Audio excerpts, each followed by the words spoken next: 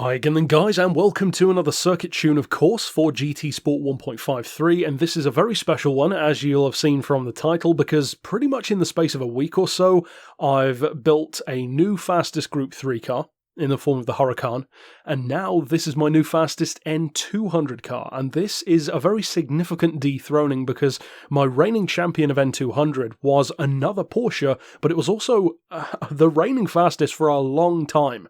Pretty much since it was added to the game, and that was quite a while ago now, and that was of course the Porsche 356 Speedster. But this is great because it's less than half the price of that car, and it's even quicker, and I might argue even more beginner friendly. Now as far as the tuning goes, as I will always say in these N-Class tunes in particular, you do not have to keep it in the category that I've built. You can by all means increase the power if you want to, and use it in N300 or N400 or whatever.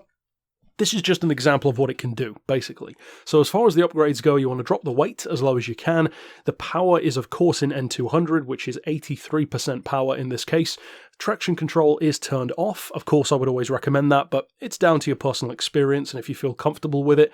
We've got sports soft tyres. Of course, I've explained before why that's the case. Of course, racing tyres will be even quicker, but then if for some reason, like a career mode race or a lobby, you're not allowed to use racing tyres, well then the car could end up being trash. Whereas if you make it good on sports tyres, well then on racing tyres, of course, it will be even better. Now, as far as the brake balance, that is untouched, which is no surprise, I never do anyway. As far as the suspension goes, we've got it 5mm higher than the lowest option, which is 75 front, 80 rear. As far as the frequency on the springs, that's 2.4 front and back.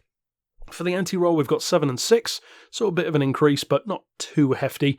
As far as the compression on the dampers, we've got 58, then 85 for the rebound. Quite a lot of camber, but again, not necessarily quite as high as you might think. 2 degrees on the front, 3 degrees on the back. Then neutral toe, it's got a little bit of rear downforce thanks to the fixed wing. As far as the diff, I would recommend the lowest settings for all three. Give that a try. If you don't like it, you could always change it, and if you do, great. And then finally, of course, for the gearbox, being N200, you've got even less power to work with, so we've got the fully customized transmission. Then as far as the individual gears, I've set it on the lowest individual setting you can get, which is 124 miles an hour, but it doesn't really matter, just put it all the way to the bottom, even if you're in kilometers per hour. Then for first gear, you want it all the way to the right to improve the acceleration off the line. Then second gear, I think I might have improved a little bit to 2508. Then for third, I think that's untouched. I don't think I've done much to fourth, if anything, but it's, as you can see, 1536 anyway.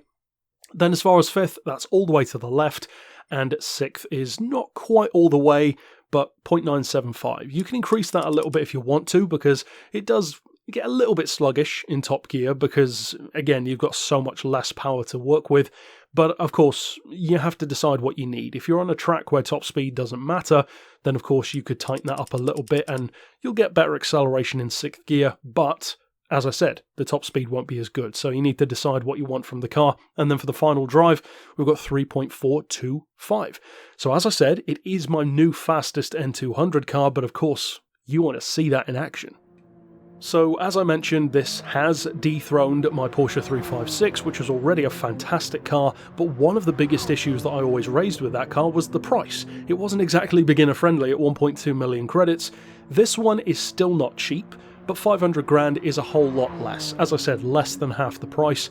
Plus, I might give this one the edge in terms of being beginner friendly, or at least forgiving in terms of its handling. It's still a Porsche, so of course rear engine, rear wheel drive, it's not going to necessarily act in the exact same way that another car that's more conventional would, but at the same time it's got a ton of grip even on sports tyres. I have no doubt that even on comfort tyres it would still be very competitive, and of course if you put this thing on racing tyres, it's going to destroy cars in N300, N400, and maybe even higher if you go up against the AI, and maybe even some real people if you choose the right lobby.